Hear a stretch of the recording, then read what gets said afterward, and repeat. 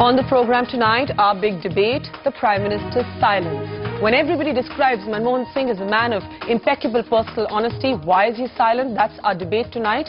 And is this silence going to be counterproductive? We have a special panel to take us through the twists and turns of the telecom controversy that is now threatening to ensnare the Prime Minister. Like every night, you can take part in our debate online. Our webpage, ndtv.com/buckstops here, is now open for your comments. Of course, you can tweet me as well. We'll run your tweets to the length of this debate, as we always do. My Twitter handle, @BDUP. But before we get to the main developments of the evening, NDTV, that has taken a firm and uncompromising position on several exposes related to the telecom scam, as you've been seeing all of this past week, would like to put on record its rebuttal to a completely defamatory story appearing in Open magazine. Here's NDTV's official statement and official rebuttal. In response to the Open magazine cover story dated 20th November 2010, NDTV would like to object in the strongest terms to the clear misrepresentation of conversations between Barkha Dutt, that's me, but this is the official statement, and Neera Radia that took place in May 2009. In the pursuit of news and information, journalists talk to an array of people from all professional backgrounds. This case being an unfolding political story on cabinet formation after the general elections. To caricature the professional sourcing of information as lobbying is not just baseless, but preposterous. At every stage, effective journalism involves engagement with a multitude of characters, whether you like them or not, in the process of gathering news and information. To call this process lobbying is a serious and defamatory distortion of journalistic practices. Ironically, when Barkha Dutt, that's me, raised this issue of the smear campaign, and that's what we believe it is, with the magazine's editor Manu Joseph, look at the responses we received. Dear Barkha, this is from the editor of Open magazine. Dear Barkha, that's not true. This in response to us calling it a smear campaign. I can send a copy of the magazine to you right away, or you can check the story on the website. We have carried the Radia transcripts, which include some of your conversations with her. In fact, there is not much remarkable in these conversations, and you will not be embarrassed by it. There is one bit in the strap where the word go between is used for you, which I do not like myself. This is the editor of Open magazine. We would love to carry your response in the next issue if you'd like to send one. My email ID is manu@openmedianetwork.in. Once again, when I asked the magazine's editor why the basic tenets of journalism had not been followed in seeking our response before these accusations were published, here's the reply we received. Dear Barkha, in the attachment is the cover story. We knew we were going ahead with the story only on Monday, as Prashant Bhushan had submitted a petition in the Supreme Court on Monday attaching these recordings. We had to make a decision, and we did.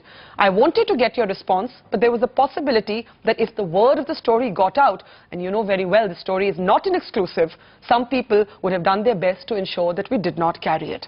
If you'd like to respond to the story at any length, please let me know by Tuesday. The fact that the very editor of the magazine that has published this story accepts the distortion in the story's caption and goes on to say that there is nothing remarkable in the content speaks for itself. NDTV believes the magazine should first verify and corroborate facts before participating in a clear defamatory smear campaign. These are unsubstantiated, baseless and defamatory allegations, and NDTV reserves the right to take appropriate legal action. That is our response to the Open magazine statement in a controversy that is spiraling in so many different directions, perhaps in proxy wars unfolding between different corporate houses as well. And now let's get to the news of today. The Prime Minister's silence. Why is the Prime Minister silent? Remember, minutes after A. Raja's resignation on Sunday night, officials in the Prime Minister's office actually sent out a formal statement saying Dr. Manmohan Singh would be speaking in Parliament on Monday. Unexplained, he did not. Is this silence now going to boomerang as the Supreme Court draws the Prime Minister clearly into the controversy?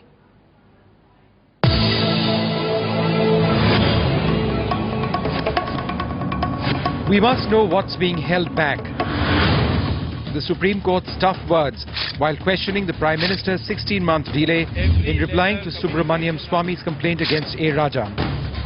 The court told the government it's an extremely serious matter and asked for an affidavit to be filed on behalf of Dr. Manmohan Singh by Saturday. Why not? Why not?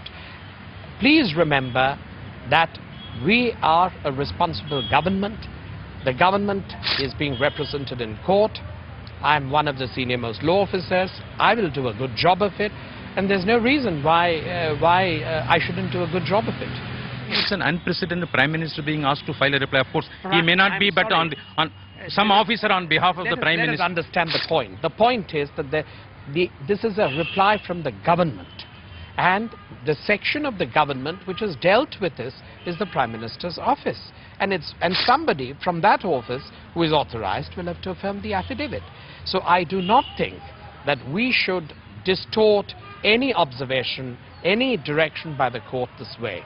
Centre feels filing affidavit on behalf of the Prime Minister does not amount to strictures and says Prime Minister will come out clean in this issue.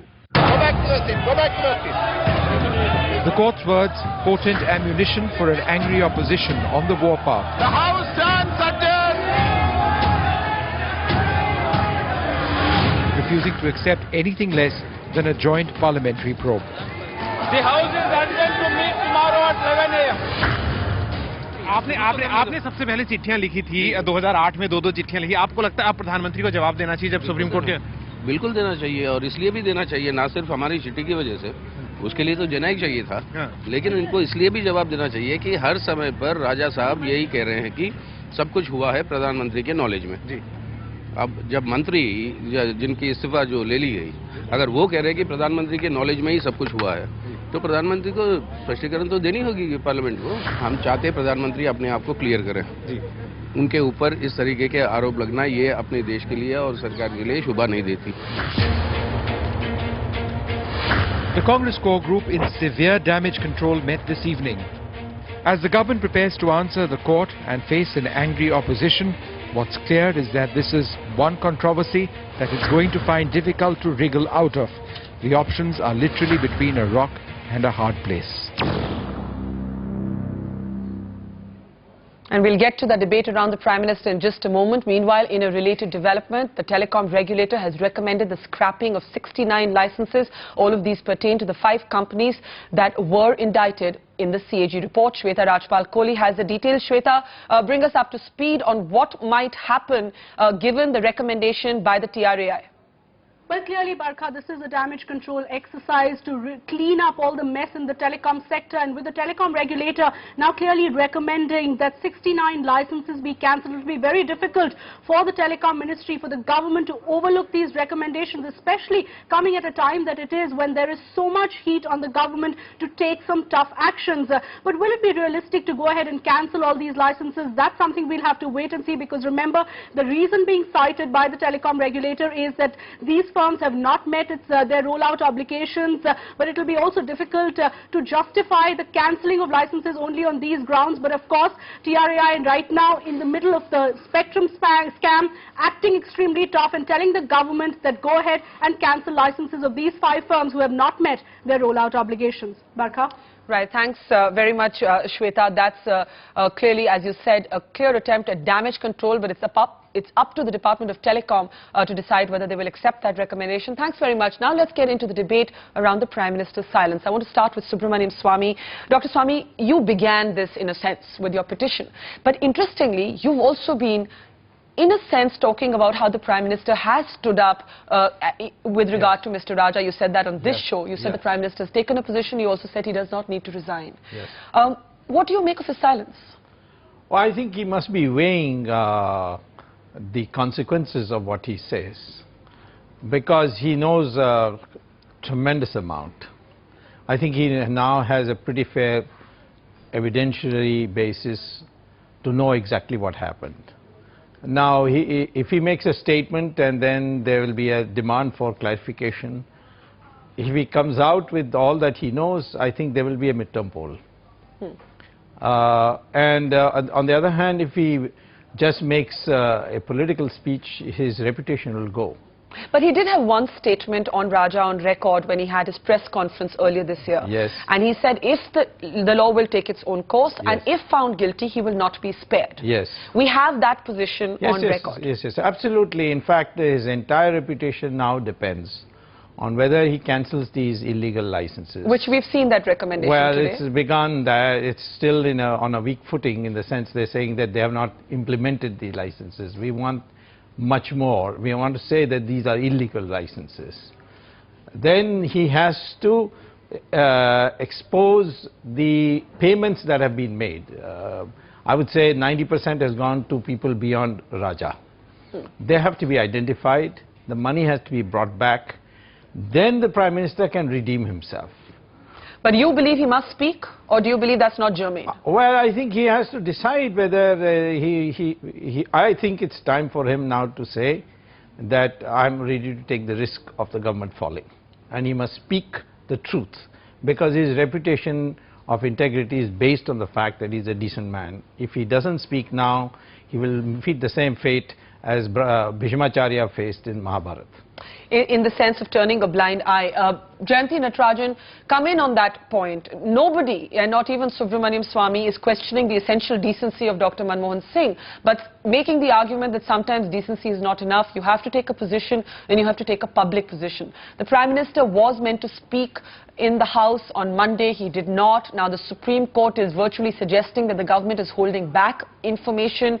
Why is the Prime Minister still silent, Jayanti? Well, I think it's completely wrong, first of all, to say that the Prime Minister is silent. First, I'd like to say that before pointing out the obvious, that Parliament has not been allowed to function. You mentioned in the beginning of your remarks, Barkha, that on Monday he was meant to speak and he didn't, but then on Monday I was in Parliament and the opposition trooped into the well. They were not interested in anything except asking for a JPC, although we were pleading with them that Mr. Raja has now resigned and Parliament should function, and the government was ready to discuss all issues in Parliament. You were saying that the Prime Minister is silent. I would like to say that the Prime Minister knows when and what and how to speak, and no inference of any adverse kind should be drawn from anything. The matter is in court. The matter is in Parliament, it is before the Public Accounts Committee. It doesn't mean anything. You know, all that with great respect to Subramanian Swamy, none of the inferences that he drew, I would agree with or endorse. Subramanian Swamy, do you want to come in there? That the Prime Minister is by trait a man of few words. You know, he's not Obama-like in the sense of, you know, taking the stage and speaking on every issue. He takes his time, he mulls over things. His entire life's achievement is at stake now. He has to speak. It's not enough to be a man of few words. He has to speak. I will say that he did put his foot down in a minority in the core committee and got Mr. Raja removed. Earlier on, he done the same thing with T.R. Balu. In 2009, when the standoff happened, it was actually the Prime Minister who was not wanting either of these men in his cabinet. Yes, that's right. And in the case of Balu, he just wouldn't agree. And now that was a very sensitive matter because it dealt with the Setu Samudram project, on which both the leadership in Delhi and, that is minus the Prime Minister, and the leadership in Chennai were totally committed to. In fact, they had gone and inaugurated the function. So he's capable. I have known him for 40 years. I can tell you, he's a very decent man. He's capable of taking hard decisions. But he must be weighing the fact that now if he speaks, there is a danger of a midterm poll. Dr. Amit Mitra, you know Manmohan Singh quite closely as well. And again, even his fiercest critics never question his personal integrity. But we're saying again and again that this is not just about his integrity, it's about the integrity of his government. Yes. How much of a crisis is this for the Prime Minister? I think I need to first point out that in December 2007, Prime Minister came to a telecom meeting that we jointly organized with the department. He said something very important. He said spectrum allocation should be fair, equitable, transparent, keeping in view potential for revenue generation. And he also wrote this in his letter actually to A. Raja. Yes, he did. But this he said in public. You know, this is not in private. Furthermore, when Mr. Raja went to the first come, first served basis, within the same day, Prime Minister replied, and the last lines of the reply is, let me know of the position before you take any further action in this regard. So while I cannot get into the political process of this, I can say December 2007, consistent following, he maintained his position both in public as well as in written form. So I would say there is a history to the fact that he took a certain position And he needs to come public with that position in a sense, which is what both of you are saying. And Jayanti, this is coming up again and again. People are pointing to that time in 2009 when there was a standoff, when the DMK actually walked out and wanted to provide outside support because it was the Prime Minister who took a position on both A. Raja and T.R. Balu, and then a compromise was worked out with one being brought in, the other being left out. It's the Prime Minister, in a sense, as Amit Mitra is saying, who wrote that letter to Raja, who said this in public at a telecom conference. What do you mean when you say he'll speak when the moment is right? Isn't the moment imperative right now? No, I'm not saying that. But first I want to say something. This entire approach which has been happening over the whole of today and yesterday to say that there is some kind of difference, that the Prime Minister is saying something and he was supported or not supported by the core group is simply not correct. Every single decision is taken by the top leadership of the Congress party, and we totally endorse whatever the government is doing. So the fact of the matter is that whatever the spectrum, the moment there was a perception of any prima facie case, even before the CAG report was tabled in Parliament, Mr. Raja left. Before that, in another case, based upon a perception and pending inquiry without anything being proved, the Chief Minister of Maharashtra had gone, and before that there are other cases. So it's not as, and when I say that the Prime Minister knows when to speak, I refer to an array of circumstances. The matter is in the Supreme Court, the matter is in Parliament. To say why is he silent, I think it's unfair on everybody's part to expect the Prime Minister to respond outside Parliament or outside the court or in any particular forum in response to his adversaries, to political adversaries who seek to score political brownie points and in a sense exploit an expediency in their own favor. So that's what I mean when I say that the Prime Minister knows when and where to speak. Okay, I'll come to that. I think that raises a lot of questions. But let me get Raju Ramachandran in also for a legal perspective. Many lawyers on this panel this evening. But Raju Ramachandran, is it unusual for the Supreme Court to make an observation about the Prime Minister directly, something they did in response to Subramanian Swamy's petition? Then today you had Gopal Subramaniam going in and saying we've not held anything back, we'll provide you all the information. But Subramanian Swamy, who's here with us, then went on to say, well, I got only one reply, and that too much later. What do you make of the Supreme Court taking a very clear view on this matter? I would say that the Supreme Court is only asserting the supremacy of the rule of law. The rule of law is alive and kicking in this country, and we have much to be grateful for, that we have an independent, impartial and fearless judiciary, and the Supreme Court is discharging its constitutional obligation. Raju Ramachandran, some people in the Congress have made the suggestion, and I'll get Dr. Swamy to respond to this, that the Prime Minister cannot respond to individual petitions, even if they come from politically prominent people like Dr. Swamy. He should respond to actual reports, for example, the CAG or a court decision. Legally, how do you view that? Because Dr. Swamy was actually seeking the go-ahead for the prosecution of the telecom minister under the Prevention of Corruption Act. In a situation like this, where Dr. Swamy is complaining that the sanctioning authority has delayed taking a decision in the matter, it is the sanctioning authority alone who can respond. Okay. And the response should be called for from the sanctioning authority, and that's what the court has done. I'm going to let Jayanti respond to that for just a bit, that, for the Congress to make the argument that Dr. Swamy's petition was not the point, that there were other legal processes in place. Raju Ramachandran doesn't seem to accept that argument, Jayanti. No, I don't think that, let me state what our position is.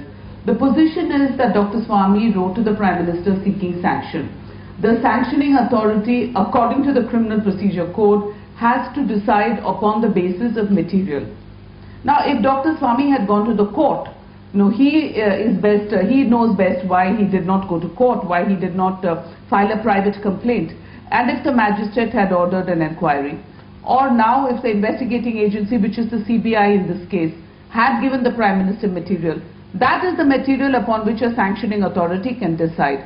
Every person of prominence and stature, every political opposition leader can write a letter about any cabinet minister to the Prime Minister. It is not possible for the Prime Minister to act upon that without material, and I have no doubt that the Solicitor General or whichever person is representing the government will put those facts forward in the Supreme Court. That's not the law. The law is, and there are several Supreme Court judgments which I read out, that the sanctioning authority must apply its mind on the materials provided by the person seeking the sanction and decide whether it is sufficient prima facie material to allow that person to go. Normally any individual can go to a court and initiate the legal process, but in the case of ministers and public officials, there is this extra filter to prevent people from being harassed, and that's called the sanction. But to her point about why you didn't go to court instead of writing this letter to the Prime Minister. She doesn't know because she has never prosecuted. I have prosecuted Ramkrishna Hegde, Jayalalitha. I know the whole No, in this particular case. If you want cognizance taken, you need sanction. Otherwise, why should I go to the magistrate and ask him to conduct an inquiry? I've already conducted an inquiry. I just want the sanction to be taken and a summons. You conducted your own inquiry. Absolutely, and I just want summons to be issued to Raja. Jayanti. No, but that cannot be done in our view. You know, he is best advised on what he does. In my view, and no doubt the government will speak for itself. But in the view of my party, he has to have sufficient material. And the material will only be available when the investigating agency, in this case the CBI, has established whether a case or not. Otherwise, there are umpteen political leaders who will be writing to the Prime Minister cannot possibly take a let it just complete a point, Subramanian, then I'll come to you. Yeah, go ahead, Jayanti. You're basically saying, let me paraphrase what you're saying. The Prime Minister, I'm saying that he cannot possibly take a view based upon allegations made by a political leader, no matter how eminent, no matter how many other people he has prosecuted in the past. Okay, now you respond. The question is, all these arguments are not being advanced by the Solicitor General. This is a Congress party. Congress party must be working according to another constitution of India, not the ones that we are used to. The Solicitor General simply said that the Prime Minister had to have to go for material. He did not say that But to her point, yes, that any prominent political leader can declare that they have conducted their own investigation and in a sense then go after a number of people in every government. Well, he has to have Isn't there a legal process? No, you have to have material. But are you your own investigating officer? I think that's what she's asking. This matter has been gone into great detail when the Antule case came up. Yeah. And there the Supreme Court Constitutional Bench held that individual citizens, not me, who's been a minister or a number of times a member of parliament, an individual citizen, if he prefers a complaint, then that complaint has to be addressed by the sanctioning authority. The sanctioning authority can say, no, there's nothing in it, I'm rejecting it. My complaint was that only that he sat on it. He should have decided one way or the other, that's all. That's fair enough. And before I go to Sitaram Yechury and Arun Kejriwal and Amit Mitra to look at this licenses issue as well, Jayanti, park that thought, Raju Ramachandran, there's clearly different interpretation of whether Dr. Swamy should have gone to a magistrate or written directly to the Prime Minister. Dr. Swamy saying there's enough legal precedent to say that he had the material, he wanted to go ahead with the sanction. Jayanti saying, but then everybody will start doing this. Now it is for the Prime Minister as the sanctioning authority to see whether the material presented to him is credible or not. If he finds that it is not credible, he can reject sanction for prosecution straight away. The question is, how long can you sit on this request? That's right, that's right. And I think Jayanti does need to respond to that. You know, the investigation authority is looking into it. There is no, Dr. Swamy talked about the Constitution. There is no time frame in the Constitution of India. There is. The court fell. The Supreme Court says in Vineet Narayan's case that 3 months. 3 months is the time frame. That's right. She should go back to college. Dr. Swamy, I know that you have a long history of prosecuting people and a rich experience. Yes. But this is my view, and this is the view of the Congress. I think you better go back to college. We will have our No doubt, well, there's no need to be abusive, Dr. Swamy. I'm being abusive. I'm just telling you, you do not know the basic, Supreme Court judgment. I don't need any advice. Yes, you do need. If you do not know the Supreme Court, if you do not know the Supreme Court judgments, what can I do? Okay, let's get back into the big picture. I'm not going to lower my dignity. Jayanti, the big picture. Lower my dignity by getting into okay, all right. Okay, the fact is, this is our view. Let's look at the big picture, Jayanti. This is our view. Jayanti. We suggest strongly that Dr. Swamy should have gone to a court, and even today I would like to question why he didn't go before a magistrate. I would like to say that he just sat there hoping to gain political expediency and a great deal of publicity by doing this and by talking about the Prime Minister. You have much to hide, that's why you're saying all this. Okay, let me intervene here. That's your view. We'll come back to both Dr. Swamy and Jayanti, but I want to get Sitaram Yechuri in, who met the Prime Minister in the corridors of Parliament today, had an interesting conversation with him, went up to Dr. Manmohan Singh and said, "Sir, you must speak." Sitaram, we've all been talking about the Prime Minister's personal integrity. Tell us a little bit more about your conversation with Dr. Singh. Well, it is indeed unfortunate that the Prime Minister's name is being dragged into this controversy, and for precisely that reason, given his reputation, given his standing, I think it is absolutely imperative that he must clear the charges that are being now made. With the Supreme Court also asking him to explain in an affidavit his role or the role of the PMO, I think it's absolutely necessary for the sake of the country, for the sake of the Parliament, that these must be cleared immediately, and that is exactly what I also told him and told the Parliament, and I think I still maintain that this should be done in the interest of the country. But Sitaram, do you think that the opposition is also being entirely responsible? We're waiting for the BJP also to join us and talk a little bit about Karnataka as well. But do you think the opposition is being responsible in A, getting stuck to this demand for a JPC, B, not allowing a debate to take place in Parliament? Surely all of these issues are things that can be made part of a parliamentary debate where the Prime Minister should indeed make a response. Why stall Parliament? Well, for the simple reason that the Public Accounts Committee, yes, it is true, it has the full mandate to go into all the paragraphs, as they're called, submitted by the CAG in its report. Now, by definition, the Public Accounts Committee is an accounts committee. It goes into the discrepancies of the accounts. What we are probing is that what are the decisions that led to a particular type of accounts to come into existence to begin with.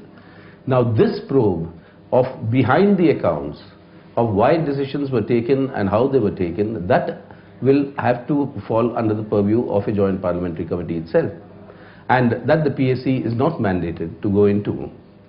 But the other reason is also the fact that the JPC can actually go into a whole gamut of issues. Mr. Raja has been saying that he has been sticking to the norms set in 2001. In 2001, the norms that were set, if that is true, if he was going by those norms, then that was the time of the NDA government. Now, whether there are any issues that are involved there, the JPC can very well examine. So these, the range and scope of the investigation would be wider, as it should be, if you really want justice to come out in this case. And Sitaram, we'll get the BJP in just a minute, but do you believe it's productive to stall Parliament? That bit you didn't answer. Absolutely correct. It's not productive at all to not have the Parliament functioning. But unfortunately, I don't think the blame can fall on us. If on the first day itself, a JPC was accepted, the Parliament would be functioning today and functioning very healthily. The issue is that unless you are able to take a decision on how you are going to be accountable, how you are going to investigate into these charges that have been raised, then you cannot really exercise the basic right of the Parliament. The right of the Parliament is to exercise vigilance over the executive and make the executive accountable. Okay. Apart from legislating, apart from raising issues of public importance, an important task, the third important, or one of the three important tasks of the Parliament, is to make the executive accountable. And this is what the Parliament is trying to do. But, Rajiv Pratap Rudy, can I put the same question to you? The Public Accounts Committee, which is a multi-party group, is headed by a BJP leader, Murli Manohar Joshi. The opposition is undoubtedly raising some very, very important points about why the Prime Minister has not spoken. Many questions to be answered. But what are you gaining by stalling Parliament? What are you gaining by getting hung up on this JPC? It's not as if the PAC is not a multi-party group. Okay, Yes, you have raised a very valid question. But the point is, there is one aspect that the Prime Minister would want to come and speak and clear his position. That is it should happen. But if the Prime Minister and the government are so sure of themselves and there is no connivance, there is no complicity, there is no inaction, and if the opposition in totality wants a JPC, the Prime Minister should have been more than eager and the government should have been more than eager to come and say, now the Prime Minister is becoming a suspect. Now here is a government which should allow an A action to take place, B, the PAC would work on the accounts, A, the Joint Parliamentary Committee would look into the aspects which was being mentioned by Sitaram Yechury, and the third aspect that the whole country and the world would know that Mr. Clean is clean. And we have the highest respect for the Prime Minister, and he is an economist Prime Minister. He would appreciate that if the Exchequer has lost 1,76,000 crore, it should take away the sleep. It should make the Prime Minister most restless. And if this has happened during his tenure, and if he realizes there is something which deserves the attention of the nation, it's a Prime Minister who is an economist Prime Minister who has been a finance minister. He should come forthright and say JPC yes, PAC yes, and my statement yes. Okay. This is exactly what everyone is saying. We are not indicting the Prime Minister, but by the very action that the Prime Minister is quiet, the government is quiet, makes the action a suspect. Jayanti, isn't that a reasonable position? The BJP is saying we're not indicting the Prime Minister, we're not saying he's personally involved, but he's not acting on everything before him. I'm sorry, Barka, I've already explained in great detail that there has been no inaction on the part of the Prime Minister. He wrote to the Minister when something reached him. He has taken action at every step, and the definition of what the Prime Minister should act and when he should not act cannot possibly be done by the opposition. Clearly they have a vested interest in pointing a finger at the Prime Minister and dragging him into this, while all the time saying, because they know very well that the entire country knows how unimpeachable his integrity is, while saying all the time that his integrity is unimpeachable. The fact is, there is still not a shred of evidence. There is a CAG report. There have been many things that have been said in the CAG report. I'm astonished that the opposition is saying reducing the scope of the Public Accounts Committee to some kind of clerical accounts committee. Okay. That's very unfair to the Public Accounts Committee. It has a much larger scope than that. And if the opposition is that interested in hearing the truth, they should allow Parliament to function. By no definition of parliamentary democracy, Barka, can the opposition say, unless you agree to our demand, we won't allow Parliament to function. Okay, Rudy, quick response to that, then I come back to Dr. Swamy and Amit Mitra. What Jayanti is saying is very fair, but my question is, it's not the BJP which said that, it's Mr. Raja who has been sacked. He said that whatever I did, there was a consent of the Prime Minister, there was a consent of the Prime Minister's office. This charge was not being made by us. This was a charge being made by the man who has been sacked. And when Jayanti says Parliament, yes, we would love to have the Prime Minister speak to the Parliament. But the point is, if the Prime Minister is so clear what he wants to say, he should not have a disagreement on a point which in a democratic process we want to examine other facts as well. Why should the Prime Minister shy away from that? So the very first day this issue has been raised, allow the JPC to be constituted, let the Prime Minister make a statement, let the JPC work. Don't you think the opposition has a role when 1,76,000 crores is lost to the Exchequer? So the government will guide us how to behave as an opposition politics or the opposition party. This is exactly what Jayanti should answer or the Prime Minister should answer. I understand she is doing a job defending the Prime Minister, but the more they try to defend the Prime Minister, the more they are making the Prime Minister's action a suspect. Okay, we expect the JPC, we expect the Prime Minister though. Okay, I'm going to come back to you, Jayanti. Subramanian Swamy, this is the other complication, and Dr. Mitra for you as well, the DMK and Raja claiming that, but everything I did was not just on the advice of the regulator, but I had discussed it with the finance minister, I had discussed it with the law minister, I had put it down in writing to the Prime Minister. Today, more correspondence has surfaced of Dayanidhi Maran's time, also reflecting the same, and the whole issue of spectrum pricing being taken out of the ambit of the GOM. Well, you see, there's no doubt that the Prime Minister has been a weak Prime Minister. And but that in not asserting himself on this issue. Absolutely, but that's the circumstance of his appointment. He has been dominated by a superstructure. He has a sanctioning authority himself that he has to contend with. So I don't think that therefore one can conclude from that the Prime Minister must resign or that he must own moral responsibility. I know his limitations. He has shown flashes of independence, as I said in the T.R. Balu case. Yeah. The question really now is that he now knows what really happened, why the telecom was such a big fiasco. And he has a problem. If he comes out and tells the whole truth, I'm sorry, the government won't last.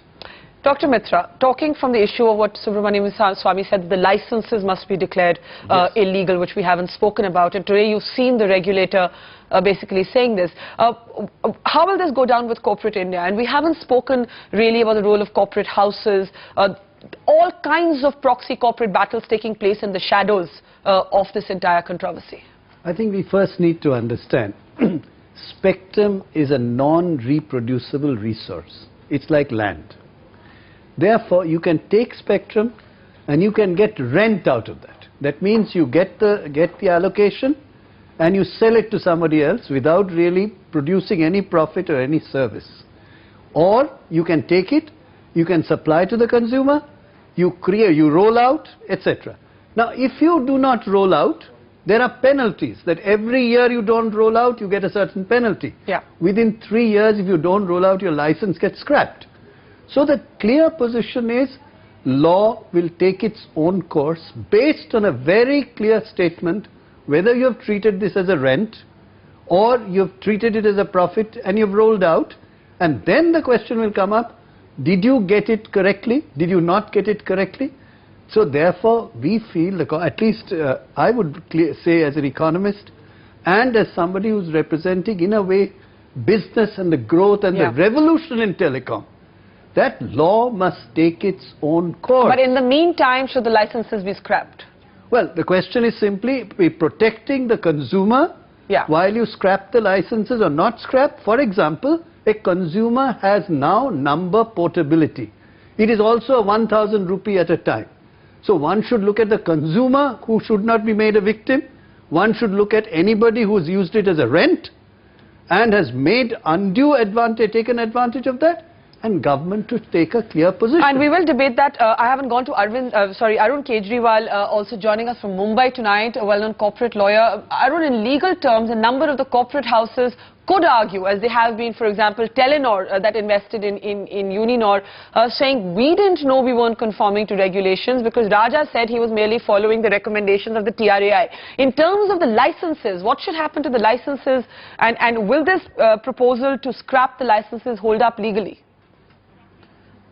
Well, I'm not quite sure whether cancelling the license is going to solve any problem. The issue on hand, we've had the political side of the picture. The important thing to understand very clearly is the fact that there is underpayment that has happened. We need to get this money back, because if we cancel the licenses, it is the poor consumer who has subscribed to these services who is going to suffer. I don't think the intention is to make the poor consumer suffer. We are now talking of 1,76,000 crores, 2,800 times what we were talking of Beaufort's. Yeah. I think the scale is too big to just sit quietly and say that we'll cancel a few licenses and everything will be fine. So having a few heads rolling is not going to solve this problem. So you were making 2-3 important points. Resignations is not enough. The licenses have to be looked at again, but without making the consumer pay. We'll take a quick break. On the other side, Dr. Subramanian Swamy is indicating the possibility of a midterm poll if the Prime Minister actually comes out and tells the truth. Is that an overstatement, or are we looking at that possibility? Also, how does the consumer not pay while making the system accountable? We'll get final comments from our panel after the break.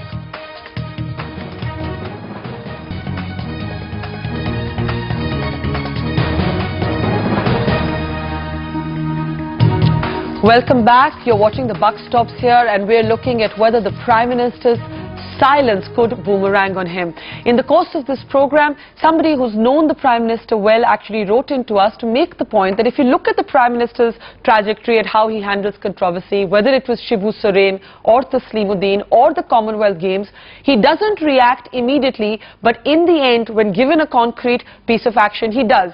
The argument being made that within 24 hours of the CAG report, Raja was actually asked to go.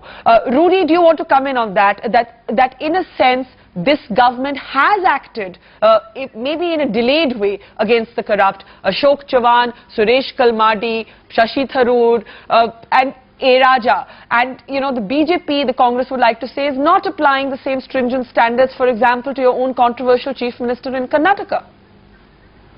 Well, you have said it very well, and the very fact which starts from Mr. Tharoor or Mr. Raja, or for that matter Mr. Suresh Kalmadi, or for that matter with Mr. Pawar, or for whatever names you take, and people have been exiting the ministry, proves in great detail that this government has been charged with a lot of corruption, because this is how you saw the exit of a lot of ministers. And now the buck stops where? The buck stops now with the Prime Minister being charged with something to do. If it's not inaction, it's not complicity, which possibly are two sides of the same coin. There's something, because we never expected the Prime Minister to be dragged in a controversy which would be of corruption. Yeah. And yes, it would be very fair that the Prime Minister comes out. It would be very fair if the Prime Minister comes forth and says, and the government comes forth and says that this is wrong and this is right.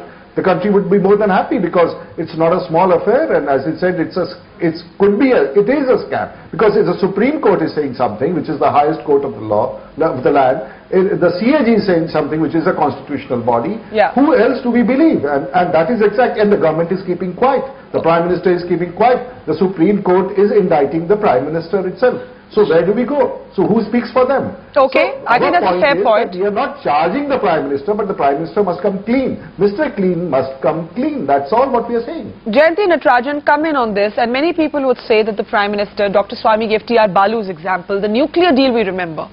It's not as if Dr. Manmohan Singh doesn't dig his heels in when he really feels strongly about something. And frankly, it is the worst kept secret this year that the Congress was looking for ways, or at least the Prime Minister wanted Raja out. It's just that realpolitik and negotiations with the DMK possibly did not go smoothly. We come back to this point. Why are we not hearing from the Prime Minister? Dr. Swamy is saying if the PM speaks, we're looking at a midterm poll if the Prime Minister bears all in Parliament. I have two things to say, Bhavka. One is Mr. Rudy conspicuously neglected to answer the most important part of your question. And I would like to ask again, what about what Mr. Vajpayee did? You know, when he took George Fernandez back after the Tehelka scam. What about when Shibu Soren was sent out of the government at the centre? They went ahead and extended support to him in Jharkhand. What about today's problem of Yediyurappa? He's not answered a single word about why they will not take responsibility when there's such rampant corruption going on, in stark contrast to the Congress. Now, as to Dr. Swamy, I heard him repeat at least 4 times. No doubt he's the master prosecutor with an encyclopedic knowledge of the Constitution and the Criminal Procedure Code and everything else. But I heard him say at least 3 times on this program that he looks forward to a midterm poll. And therefore, I would like to suggest that this is less about spectrum and less about, because this issue of spectrum is something that will have its day in court. It is being going into by the Supreme Court. There will be answers from the government. It is being discussed in Parliament, and whoever is guilty will be punished. But to keep on harping upon the issue of a midterm poll, it's very clear that it is political expediency and political compulsions that are ruling the day. And we are not afraid of those. We will face them, and the people will know where the truth lies. Let me take that first to Rudy and then to Dr. Swamy. Rudy, you did not answer, and Jayanti rightly pointed that out, my question about Yediyurappa. It's very fair. It's very fair that Jayanti is admitting that there is some corruption. When we are discussing the Prime Minister, she is discussing there is some corruption in Karnataka. That this very fact proves that there is something that she wants to tell about the Prime Minister.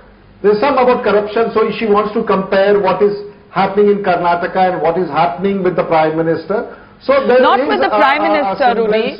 Rudy, I think the question is that Mr. Yediyurappa is being seen as the Congress's Ashok Chavan. Let me put it to you like that. That he's...